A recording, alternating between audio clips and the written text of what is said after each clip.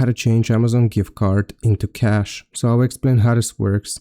First, you want to sign into your Amazon account, then hover over your name and click on it. Now from here, we want to find the gift cards section.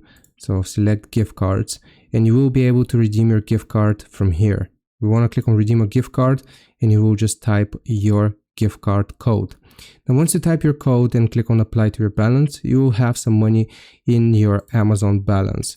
So can you actually change it for cash? If you want to do that, your best bet is going to be purchasing an item. So for example, a microphone here, and then you can sell it. You can't directly change your your gift card into cash, but you can go around and use that method. So you will have the balance added to your account. And if you purchase a microphone, like in this case, you will click on buy now, and then you can do whatever you want with it, and that's your only bet. I hope this video answered your question. Leave a like and subscribe. I'll see you next time.